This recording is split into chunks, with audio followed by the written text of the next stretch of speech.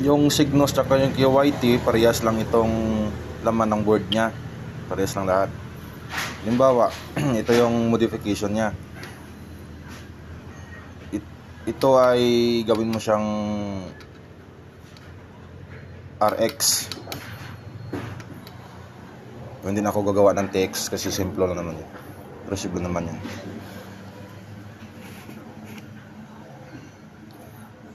Itong RX na to, may pin yan dito na 6, 6 dito. 6. Kunin mo to yung mag-tap ka dito sa pangatlo dito. Mula sa kapasitor na to, mag-tap ka dito sa pangatlo.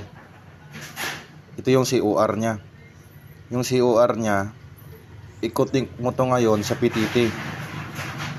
Sa PTT source ng transmit sa another radio.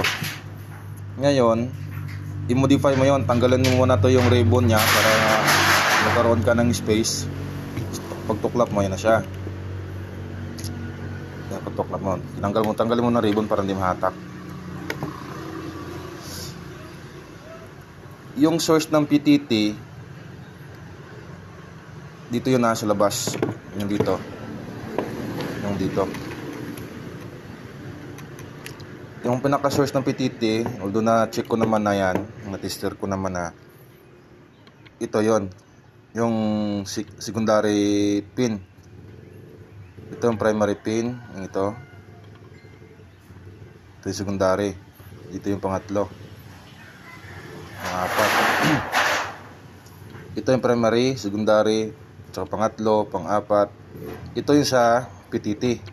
Ang tabi ng resistor, ito resistor to. Ito yon. So galing dito sa receive, kuha ka sa pangatlong pin. Ito, tap ka ng wire, pangatlong pin. Daan mo dito sa likod. May butas naman yan sa likod dyan eh. Yan. Dito yan, tagasin dito. Tapos, go! Go! Go! Tapos paglabas mo dito ng wire, ilabas mo ngayon sa transmit sa isang radyo. Buksan mo rin yung isang radyo para sa transmit. Tapos itagos mo rin ulit yung wire dito naman papasok sa likod. Tagos mo dito. Tapos may awang naman yan dito, ito. Yan. Kasi ito yung ribbon, yung ito. Sa ilalim naman dadaan yan, yung dito. So bakante ito. Dito matap mo yung tatlong wire.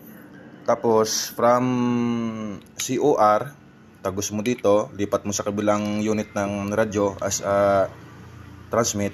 Tagos mo siya dito at itap mo dito. Ito yung sa COR, silbing PTT.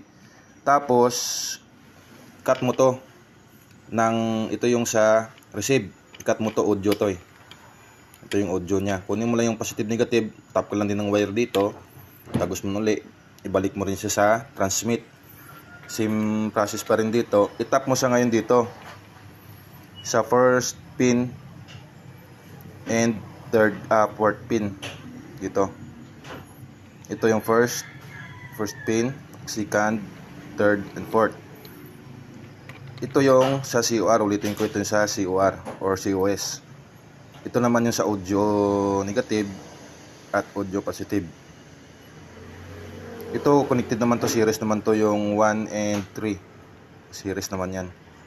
O mas maganda na i-series mo lang tap yung ito sa ground.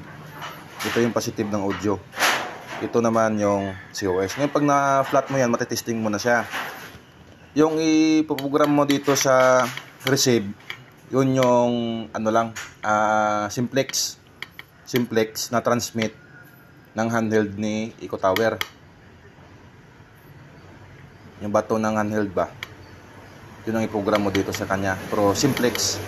Tapos yung iprogram mo naman sa transmit naman doon, yun naman yung receive ng handheld ni Eco Tower, simplex din. Kasi kinuha mo lang dito audio lang eh. Pero mas maganda kung may module ka ng COR, mas maganda. Pero I think okay na rin to eh. Malinaw naman din sa akin dito. Bigyan kita ng video mamaya ng record.